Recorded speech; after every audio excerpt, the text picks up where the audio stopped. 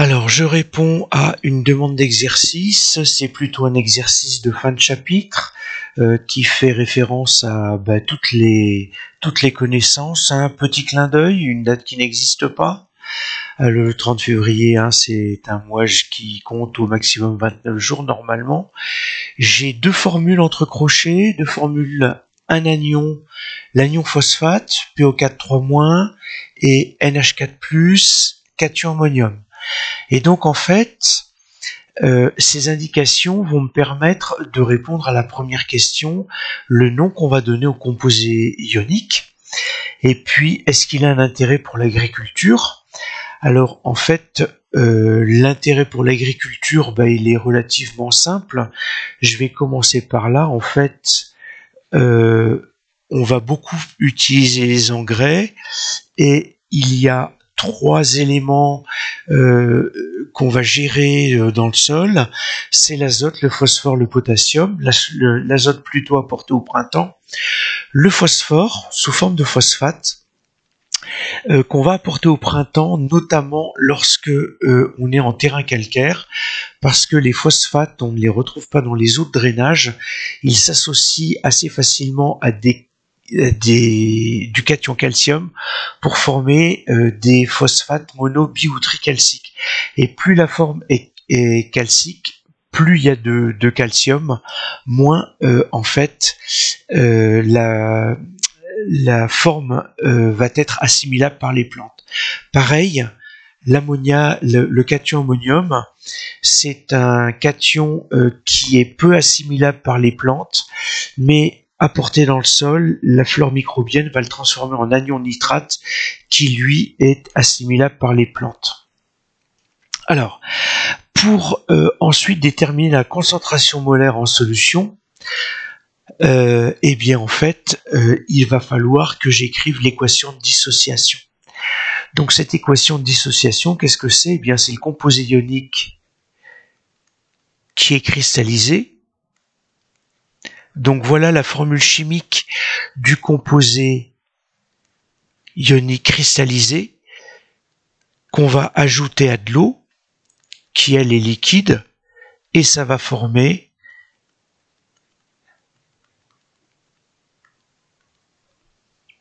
pardon,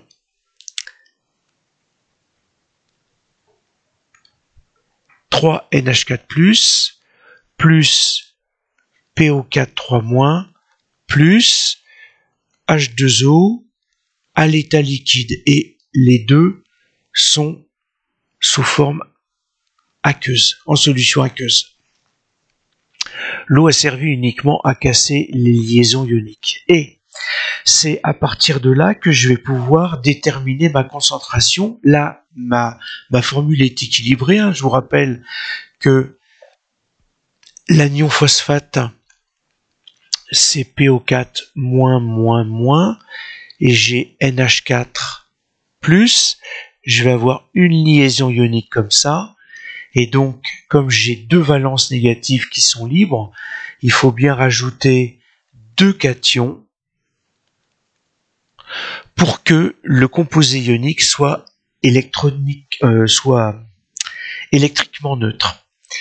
Et donc, pour pouvoir répondre à toutes les questions, premier travail, on va plutôt travailler au niveau brouillon, au niveau méthodologique, et je vais vous proposer de reprendre dans les vidéos, dans la playlist sur les unités.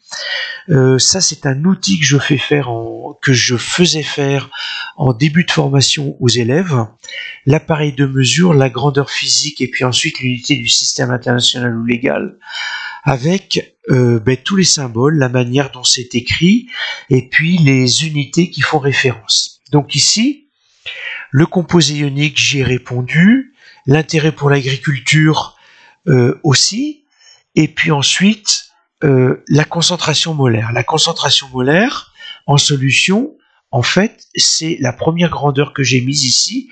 C'est en fait, vous voyez, la formule chimique entre crochets, et il me manque une valeur. Cette valeur, je vais pouvoir la déterminer grâce à l'équation que j'ai écrite ici.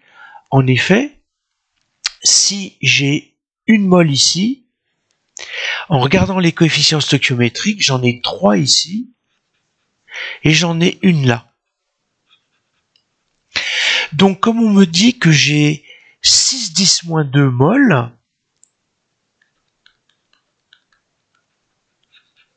par litre, eh bien en fait vous voyez que pour passer de 3 à 1, j'ai divisé par 3. Donc si je divise 6 par 3, ça va me donner 2-10-2 moles par litre. Et puis comme j'ai la même valeur ici que là, eh bien en fait le S c'est une erreur de ma part. Eh bien en fait j'ai aussi 2-10-2 moles ici. Alors en fait PO4 3-, je vais l'écrire là, c'est 2-10-2 moles par litre. Donc les deux étoiles, elles sont remplacées par le 2.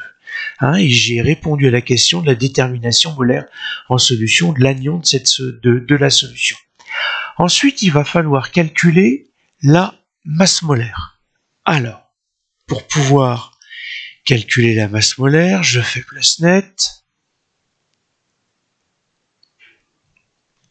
Il va me falloir une classification périodique.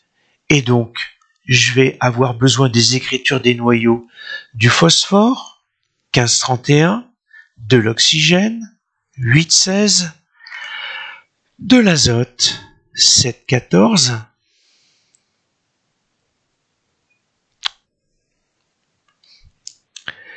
désolé pour l'écriture,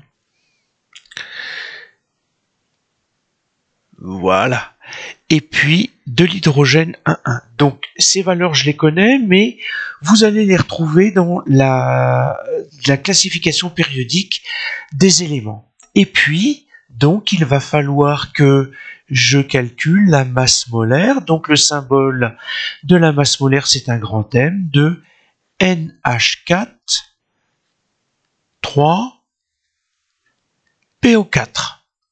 Alors il va falloir que je réalise mon calcul intermédiaire.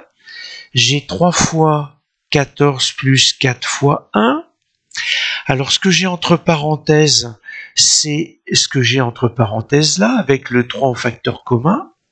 J'ai 3 fois la même molécule, donc 3 fois la même masse molaire, et puis je vais rajouter un phosphore, donc 31, et je vais rajouter 4 fois 16. Et donc, ce total va me donner normalement 149. Donc ça veut dire que la masse molaire du phosphate d'ammonium vaut 149 grammes par mol. Voilà, donc j'ai répondu à cette question-là. Et maintenant, il va falloir envisager la dernière question. La masse de composés ioniques. Alors, dans la même playlist, je vous ai parlé de la concentration molaire et je vous ai dit que la concentration molaire, c'était soit le nombre de moles par le volume de la fiole, mais ici, je vais plutôt utiliser l'autre formule qui est la concentration massique divisée par la masse molaire. C'est pour ça qu'on vous fait calculer la masse molaire. Et je vous rappelle que si au niveau des unités, j'ai des grammes par mol, au dénominateur et au numérateur, j'ai des grammes par litre. En fait, si je divise, si j'ai un rapport de fraction des grammes par litre divisé par des grammes par mol, classe de 4e, c'est en fait le produit de la première fraction par l'inverse de la deuxième, et vous voyez que les grammes vont se simplifier. J'ai quelque chose qui est homogène à des moles par litre, donc une concentration molaire. Alors, si je pars de cette formule, alors toujours pareil, vous n'aimez pas beaucoup ça, mais je vais multiplier chacun des membres de l'égalité par la masse molaire. Donc, membre de droite, la masse molaire va se simplifier, mais j'ai le produit de la masse molaire par la concentration molaire, et ça va me donner la concentration massique. Alors, pourquoi est-ce que je fais ça? Parce que je vais avoir besoin de cette concentration molaire. Alors, c'est effacé, mais souvenez-vous, la concentration molaire, ça correspond à la valeur de la concentration molaire en solution de l'anion phosphate. Donc, la concentration molaire, elle est de 2,10-2 mol par litre dans l'exercice, et puis la masse molaire, on l'a calculé, c'est 149. Donc, je vais calculer le produit de ces deux valeurs, et je vais obtenir 2,98. Donc en fait, la concentration massique, c'est 149 fois 2,10-2 mol par litre. Donc ça me fait 2,980 grammes par litre. Donc dire que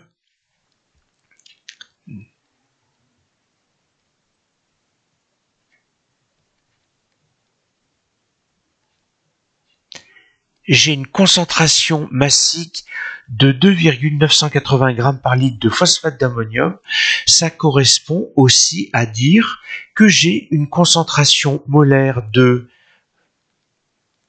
phosphate d'ammonium de 2,10-2 mol par litre. Mais en fait, je n'ai pas donc la concentration massique, c'est le rapport de la masse par le volume de la fiole. Or ici, je n'ai pas 1 litre, j'ai 250 millilitres. 250 millilitres, cette quantité, c'est en fait 250 fois 10 puissance moins 3 litres. Le 10 moins 3, c'est le milli. Et donc en fait, ça me fait 0,25 litres. Donc, la masse, ça va être mon inconnu. Et puis, la concentration massique, eh bien, je l'ai, c'est 2,980. Alors, je vais me faire un petit peu de place.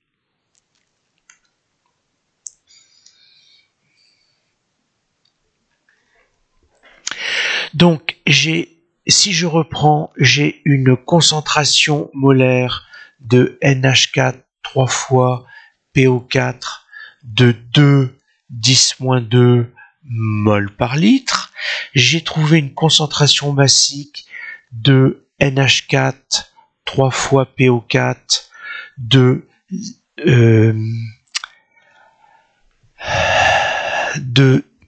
2,980 grammes par litre.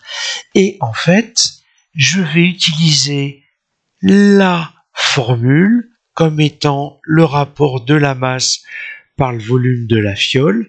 Encore une fois, je vais multiplier par le volume de la fiole chacun des membres pour que ça se simplifie membre de droite. Donc en fait, je vais calculer mon inconnu, ma masse, par le produit de 0,25 par le 2,980.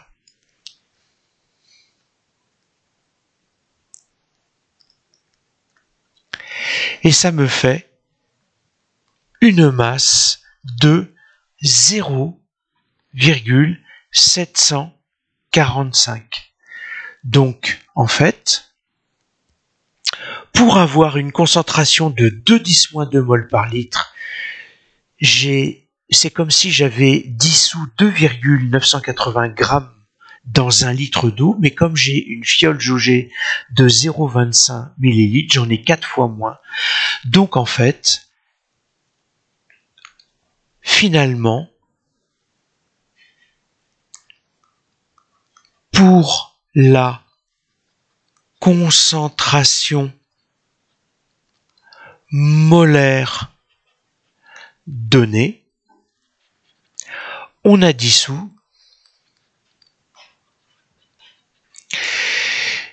0,745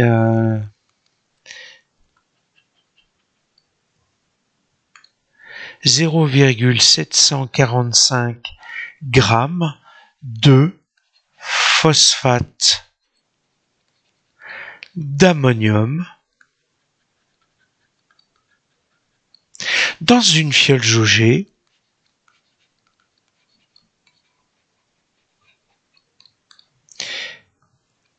de 250 millilitres